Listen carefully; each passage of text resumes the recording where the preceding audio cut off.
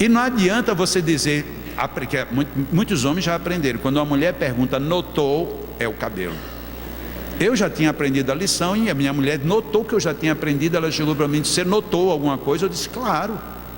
O que foi? Eu digo, seu cabelo. Sim, o que foi que eu fiz no meu cabelo?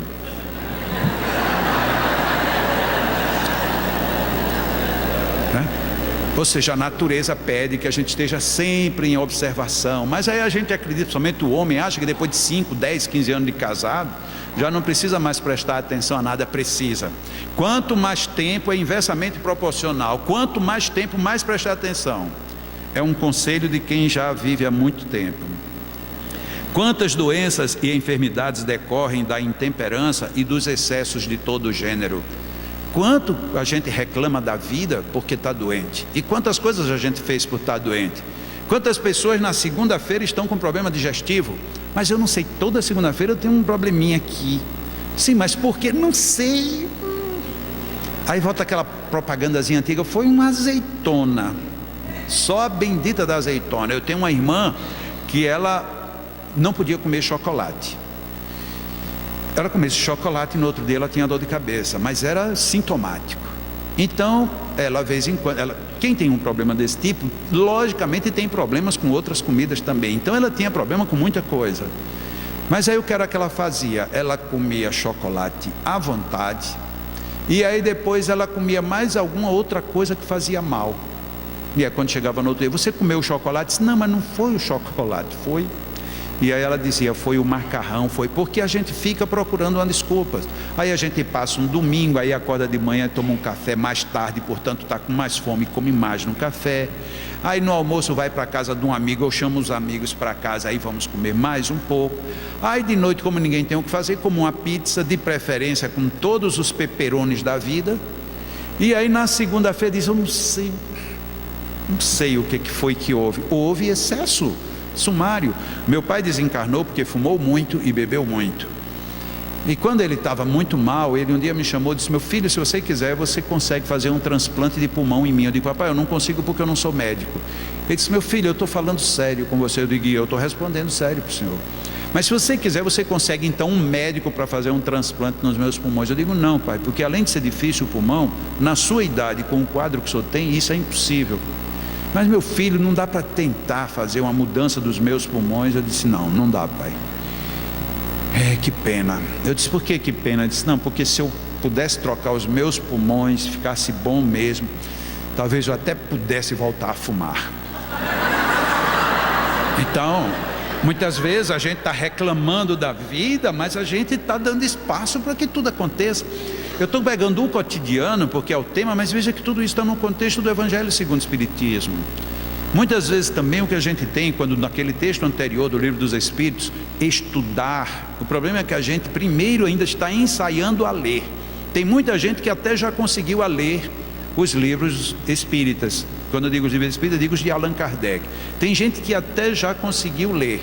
Eu, quando faço seminários de magnetismo, a minha proposta às vezes não é bem aceita. Eu digo, olha, quem quiser aprender mesmo isso, tem que ler no mínimo 5 vezes as principais obras, e depois aí a gente começa a estudar. E o pessoal começa a rir, eu não sei porquê. Porque eu acho que eles ficam pensando que tem alguém que não tem coragem de ler 5 vezes aqueles livros, né? Mas tem que ter, não é verdade? Está vendo? Todo mundo está bem comportado, sinal de que todo mundo aqui concorda de que vai ler, quem não leu ainda. É a melhor forma que a gente tem de descolar o entendimento, porque o Espiritismo é uma doutrina que está estipulada em cima de livros que são sintéticos.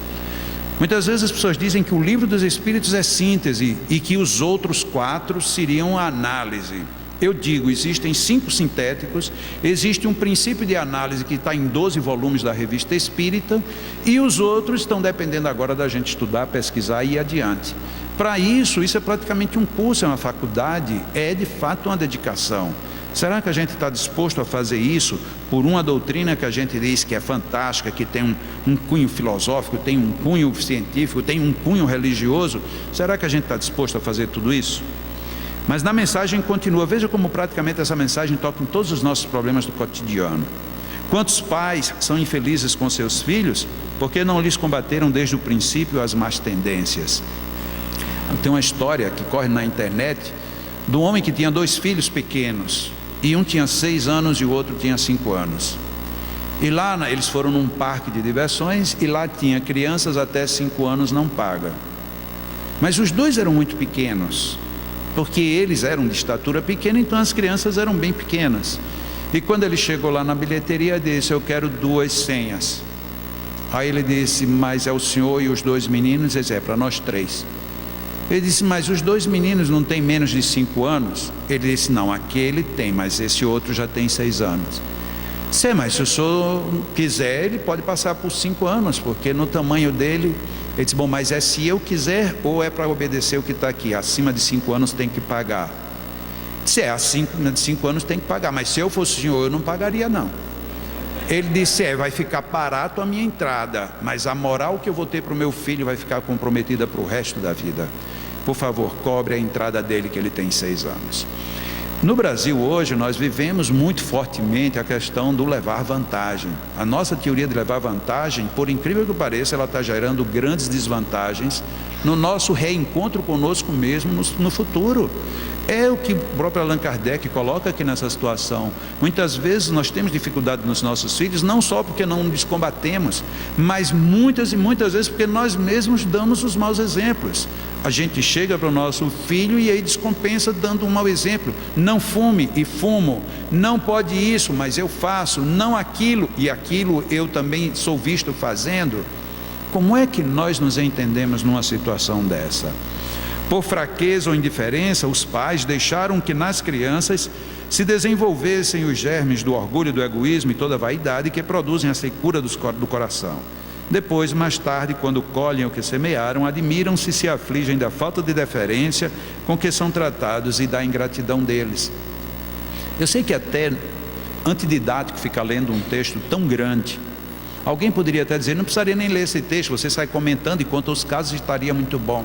Mas é muito rico nós percebermos que num livro como o Evangelho segundo o Espiritismo, numa única mensagem, estão tratados todos os nossos problemas do dia a dia e de uma maneira preciosa. Por isso é que esse livro é sintético, ele dá o ponto, às vezes chega a ser até analítico, como aí está, mas o mais relevante é que nós temos uma orientação segura, temos uma orientação muito precisa. E o que é que nós fazemos do nosso dia a dia? Interroguem friamente suas consciências, todos os que são feridos no coração pelas vicissitudes e decepções da vida. Remontem passo a passo a origem dos males que os torturam e verifiquem se as mais das vezes não poderão dizer: se eu houvesse feito ou deixado de fazer tal coisa, não estaria em semelhante condição. Ou seja, é observar o nosso cotidiano, porque nós aprendemos o tempo todo, a gente aprende as lições com correção, mas se nós estivermos atentos, aprenderemos também com todos os erros que nós fizermos. E se quisermos ser geniais, aprenderemos com todos os erros que os outros já fizeram, sem precisar que nós cheguemos lá. Mas nós somos teimosos. Eu sei que se eu fizer isso não será bom, mas eu faço. Eu sei que se eu for por esse caminho eu erro, mas eu vou. Tudo bem, você foi, errou, então aproveite e corrija. Corrija enquanto há tempo. Os males dessa natureza fornecem indubitavelmente um notável contingente no cômputo das vicissitudes da vida. O homem as evitará quando trabalhar por se melhorar moralmente, tanto quanto intelectualmente. E aqui tem um ponto-chave da doutrina espírita. Enquanto que muitas religiões sugerem que elas existem para salvar a criatura, a proposta da doutrina espírita está nesses 2 conceitos aí finais. É uma proposta de desenvolvimento intelecto-moral. Nós em espiritismo precisamos desenvolver a nossa razão, tanto quanto a nossa emoção. E não apenas acreditar: eu vou ser bonzinho para fugir do umbral ou para ir para o reino dos céus, mas eu vou ser bonzinho para ser bom para mim mesmo. E não para ser bom para mim mesmo no sentido egoístico da palavra, mas ser bom para mim mesmo para poder aproveitar da melhor maneira possível a vida que eu tenho. De pouco adianta eu viver com raiva porque tem alguém que eu não gosto, quando tem tantas oportunidades de eu gostar de tantos outros. Não adianta nada nesta vida eu ficar preso a um problema que eu sei que eu não consigo resolver, pelo menos enquanto eu estiver preocupado daquela maneira. Quantas e quantas vezes resolvemos problemas depois que dizemos: não quero mais saber disso, no outro dia aparece a solução. E outras vezes precisamos nos dedicar com afinco para chegarmos mais longe. Teríamos, lógico, que muito mais considerações, mas eu acredito que essa visão nessas duas obras são suficientes para nós refletirmos no muito que nós podemos pensar no nosso cotidiano. E eu vou me permitir fazer uma cópia do que vocês fizeram no início. Houve uma prece, numa oração. A oração de São Francisco, que é tida como uma oração católica, já que ele é um vulto grandioso da Igreja Católica, mas que quando nós prestamos atenção nas expressões que ali tem, nós vemos que de uma certa forma tudo o que ele propõe é uma proposta eminentemente espírita. Eu tenho que ser luz onde tem escuridão, eu tenho que ser o consolador, eu tenho que ser o que ama, eu tenho que ser o que perdoa, eu tenho que ser o que faz. Essa é uma proposta espírita. E eu não tenho uma oração de São Francisco, mas como trouxeram um violão, eu vou cantar uma música que lá na minha instituição, em Natal, quando nós terminamos as atividades e quando eu estou lá, nós cantamos ela como sendo uma oração. Ela tem um prenúncio, uma parte prévia, onde nós falamos do sentido de entrar em relação com Deus, e no final tem a sugestão de como nós orarmos a Deus. Então eu peço permissão não para fazer a oração da casa, porque eu não quero quebrar a regra da casa, mas eu sei que pelo acender das luzes eu ainda devo ter 2, 3 minutos, é o tempo que eu canto essa música, e desde já agradeço muito vocês terem vindo, e de preferência, em nome do Espiritismo, de Jesus e de Kardec, pensemos no nosso cotidiano de uma forma positiva, porque nós podemos, devemos e seremos melhores, e como disse Jesus, se quisermos, queiramos, portanto.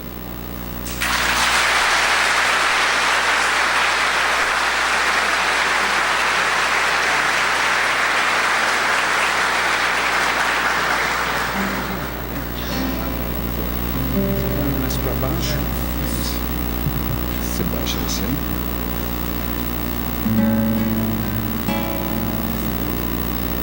O nome dessa música é Vem.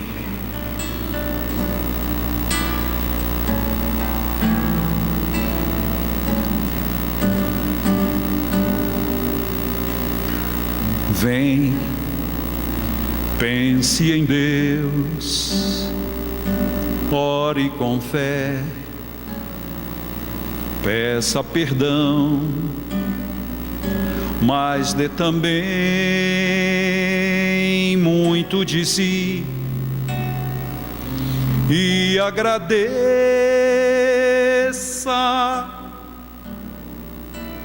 por tudo, enfim,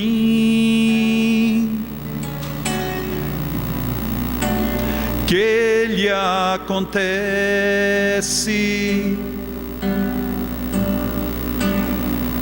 É pro seu bem.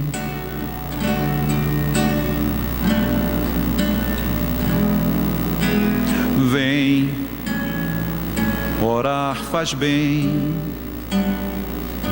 pro coração, sutil caminho para se chegar a nosso Pai e lhe pedir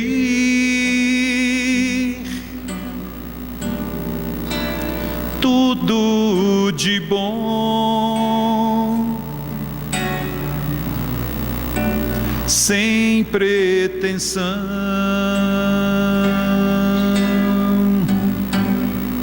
de imposições. Ore assim: Pai meu amigo, conto contigo com tua paz. Pai de verdade, todo bondade, comigo estás. Quero te agradecer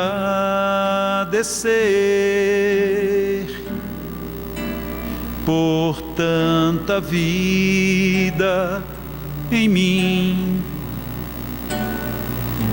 pelos amigos aqui comigo e os que não estão. Graças